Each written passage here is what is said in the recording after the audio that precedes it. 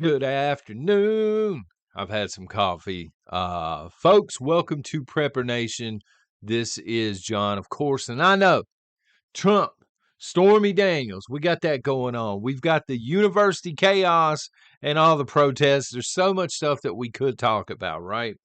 And we eventually will get there again. But I want to talk about good old New York City.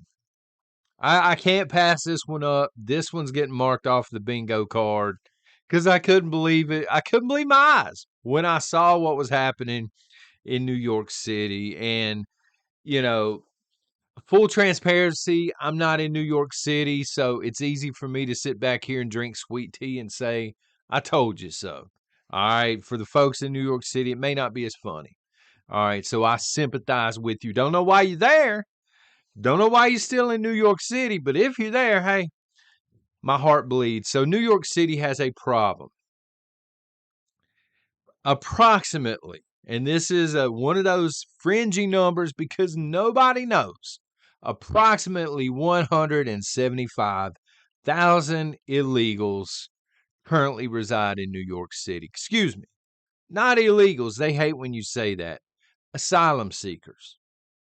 And asylum seekers are technically speaking, legally speaking, legal. So they are not citizens, they are not illegals, they are asylum seekers. They snuck into the country, broke the law on the way in, said, I need political asylum. And that's all it takes, apparently.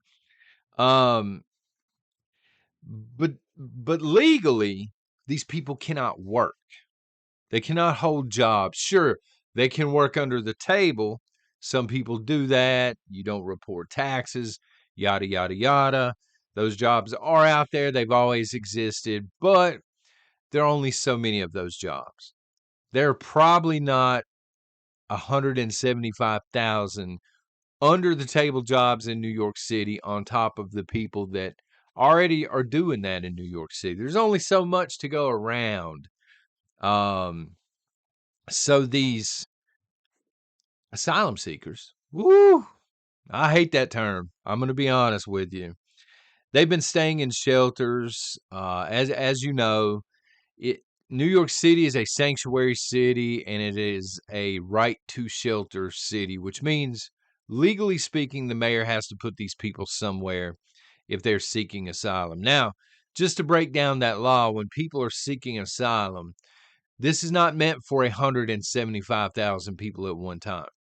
This would be 20 people who are being persecuted, a couple of thousand who are being persecuted that we get into the country and make sure they're safe. It's being abused like every other socialist ideal here in the United States. So a lot of these shelters do not have running water. They may not have heat or electricity. These things look like dormitories from the beginning of the Industrial Revolution where they're hot racking and they got 400 racks inside of one open space. I mean, pitiful living conditions, right? And these people have been trying to figure out, how can I make money here in the good old United States of America? They're still chasing that old American dream, baby, because that's what they were told. The American dream is alive and well. So open markets are a thing. Here in this particular area, these are flea markets, and we call them flea markets. Some people call them swap meets, but you'd be driving down the highway and there's a couple of tables set up, people just selling stuff that they don't want anymore, right? In New York City, that trend is starting to happen all over the sidewalks everywhere because the illegals don't know what else to do in order to make money. So in New York City, shoplifting under $1,000 is considered a misdemeanor, which means if you're caught shoplifting and the police actually do show up, you get that on your criminal record. But again, you're not technically here. You don't exist here in the United States, right? You're an asylum seeker. So what record? So sometimes they just write a piece of paper and hand it to you and you're on your way. Other times they book you for a couple of hours, then they let you out of jail. They can't actually hold you for that misdemeanor. So this has led to these asylum seekers basically stealing stores blind. Shoplifting is a huge issue in New York City. And what these people are doing is they're going into a store, whatever the store may be. They'll steal $400 or $500, and they're not even like shoving the stuff down their shirt. They don't care if the store sees them do it or not. They just going out with a buggy full of stuff, and then they are laying blankets down on the sidewalk, sometimes in front of the store that they stole the stuff from, laying the stuff down like a swap meet or a flea market, and trying to sell this stuff to other people. Again, I'm laughing because I'm not there, but if you're there, you may see this every day and be like, dude, stop laughing. We'll get out of New York City. That's my response, right? In other cases, these people are getting more creative. Like they are building crude shelving units. Something like on Sanford and Son. They're building all these little halfway done little shanty shacks, if you will, on the side of, again, the sidewalk. And they're putting the stuff in here. They got that good old entrepreneurial spirit, I guess would be the way to put it. And then they're selling the stolen merchandise. They're also selling this merchandise online through eBay. I'm not kidding.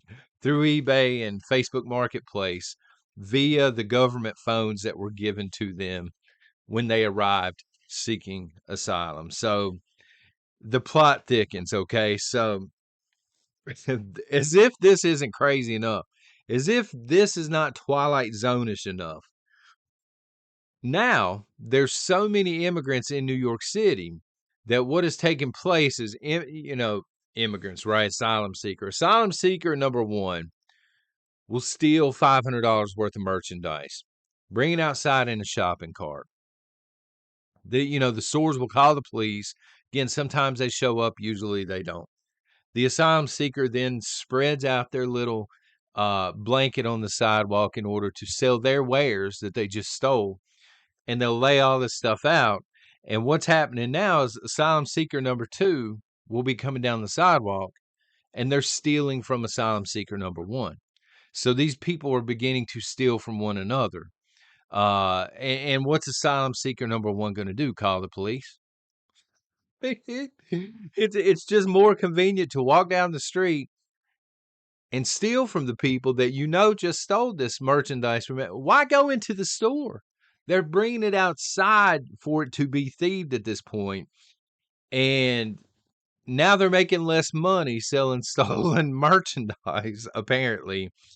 And now these asylum seekers are protesting at City Hall. And this is literally a direct quote from one of the recent protests last week. The living conditions in New York City are not what we expected. They are protesting the city of New York, demanding better living conditions. They're tired of living in dormitories that, and when I say dormitories, I'm talking about warehouses that were closed down because they weren't safe. They reopened them and just threw a bunch of cots in there. They're tired of living in there with no running water. They're demanding running water, and they want they want the police in New York City to step in and do something about the theft of the merchandise that they just stole. I'm not kidding. Folks, it seems like I'm making this up, but again, Google it. This stuff is ludicrous at this point. Mayor Eric Adams, what a peach he is. This is a direct quote from this man. All right. These are young guys, 19, 20 years old.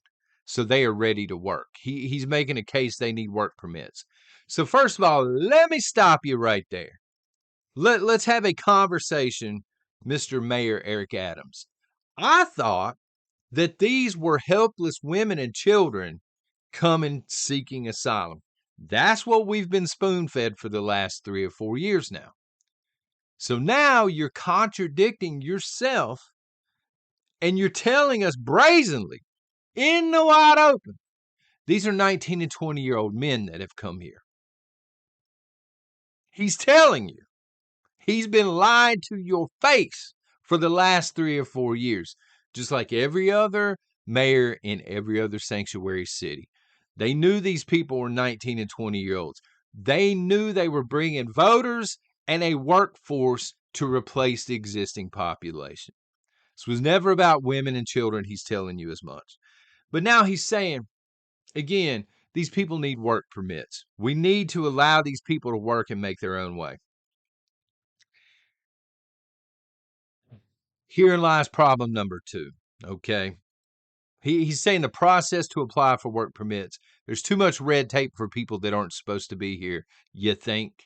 You think? Mayor Eric Adams, do you think?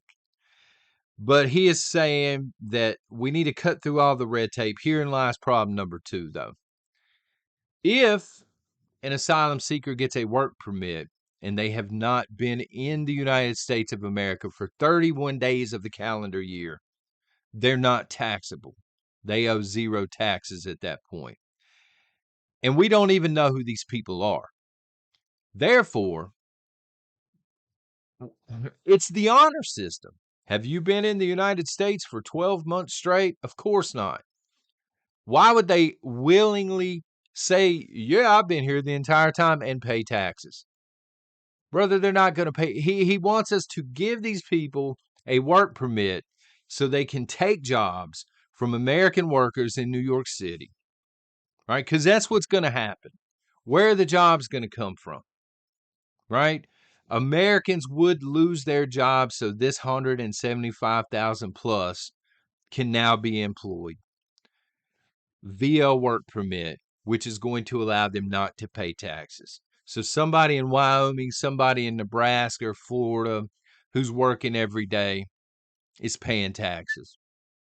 I'm paying taxes. The American citizens out here are on the hook and we pay taxes.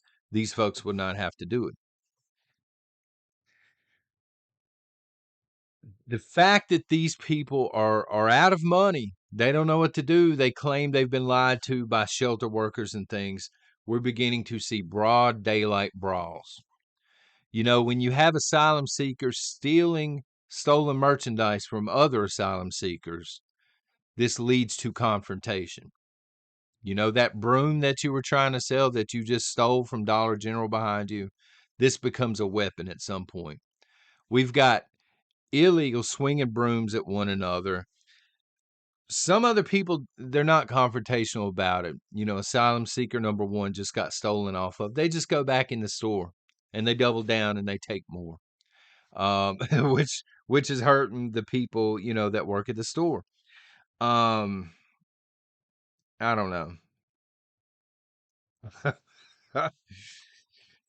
Again, the police, because they were defunded, when the police are called, 75% of the time they're not showing up or the response time is hours, right? So they will show up.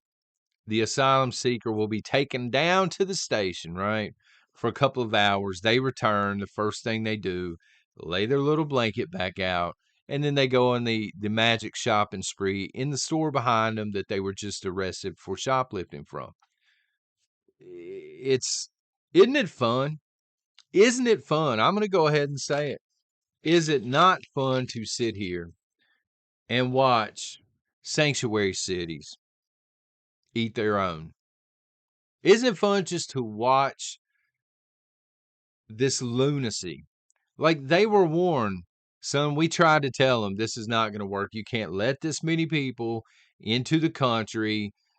They broke the law to get here. They're going to continue to break the law. Nobody would listen. Quit dehumanizing people. Now, isn't it interesting just to sit back and watch this stuff on TV, watch it unfold, watch these liberal scumbags that run these cities double speak and try and figure out what to do because they just look like fools. They are fools, actually, folks. And I don't know. There seems to be no end in sight in New York City. So again, if you're there, prayers and everything, but what are you doing? What are you doing at this point? The writing is on the wall. These cities are being sacked from within. And make no mistake, New York City's not. It's the best example because it's such a large city, but it's not the only city. These things are being sacked from within. The barbarians didn't have to overrun the gates here at Rome 2.0. They just walked in and they got a free, Greyhound bus ride into the metropolises here in the United States. And now they're doing what they were brought here to do. But it's fun to watch on TV. I mean, if they're not going to listen to you, at least there's a little bit of entertainment for me. Maybe that makes me a bad person, but I don't care. There's entertainment in watching illegals who are thieves being stolen from by other illegals who are thieves and trying to call the police. I don't know. Y'all let me know what you think in the comments. Take care. God bless.